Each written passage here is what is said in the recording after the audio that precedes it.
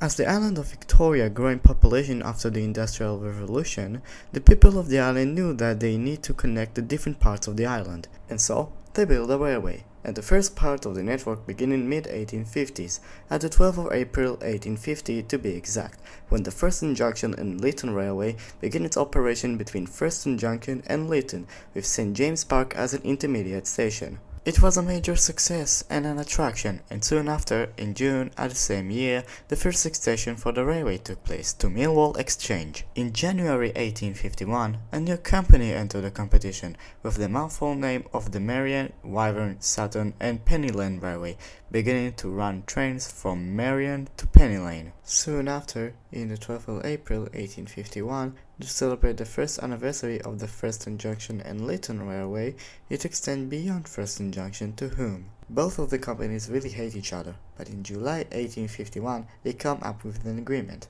Both of the companies will connect up at Lytton Station. The FJ and LR extend to Russell Lane via Islington Square, and the MWS and PR extend to Thurston Junction. Moreover, they have really long names, so the public start called the FJ and ER the Western Railway and the MWS and PR the Eastern Railway. With Plymouth Road being opened in January of 1852, the Eastern Railway went up to Longbow, Victoria Harbour, and connected up with the Western Railway at Russell Lane. 2 weeks after that, Broomfield Station opened and created a loop for the Eastern Railway. Both companies stayed quiet throughout the following years, until 1857, when the Eastern Railway extended to Belmont. The Western Railway didn't remain indifferent and extended to Belmont and even further up to Murden Halt. As the Ashton branch opened in 1861 for the Eastern Railway, the Millwall branch closed for passengers in the same year, but stayed open for freight to use the branch to transport bread and wheat to Thurston. The Eastern Railway extended from Hulme to Norrington Central in 1863, and some stations got renamed, like St. James Park to St. James Park and Cookeridge, Belmont to Belmont Green, Sutton to Whetstone, and etc. Then, a third company got into the story, the Inner Circle Railway between Norrington Central and Belmont Green in 1865. In 1866, Murden Halt Station closed and Waterbury Castle Station opened. In 1867, Longbow Beach Station opened, and in the same year, Roseham Bridge Station opened for the Inner Circle Railway.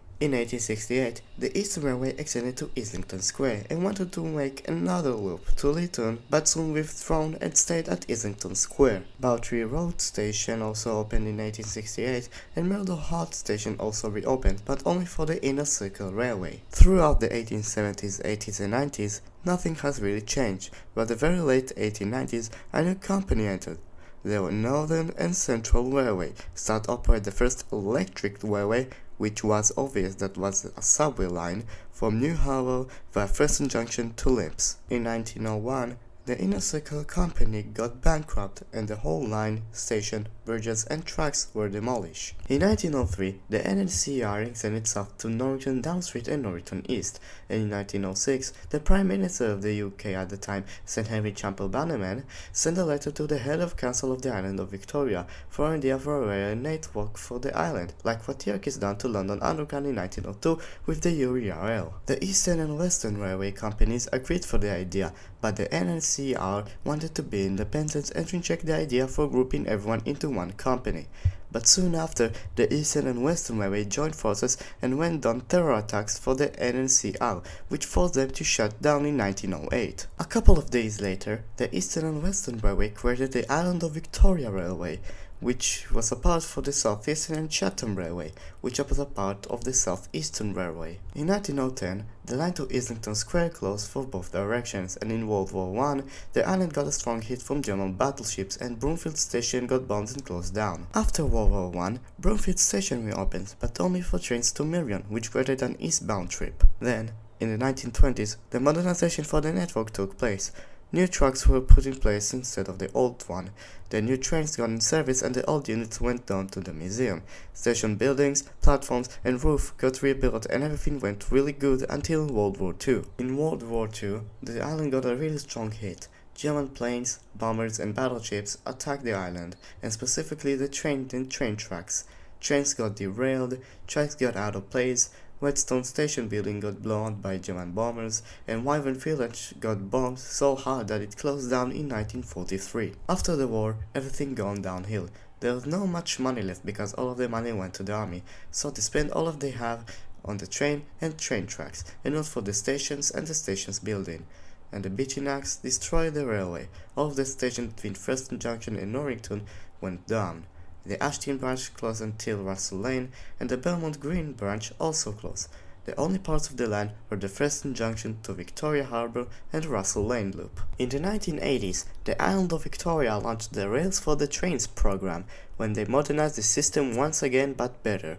They sent an announcement to the public, and in 24 hours, 25,000 people across the UK, from the age of 45 all the way up to the 80s and 90s, wanted to help to modernize the railway with their far and rich history. And in 2 months, they modernized the entire system for the second time. Auto signaling and auto switching were just the tip of the iceberg. They got brand new Class 143 and Class 156, with the Ashton and Belmont Green Line were also reopened. Soon after, a talk about an intercity line will also get around the island, and in May 1999 they got a brand new Class 170, and in 2017 the railway got shut down to work on a major intercity line. The work on the network finished on the 1st of January 2023 and opened to the public.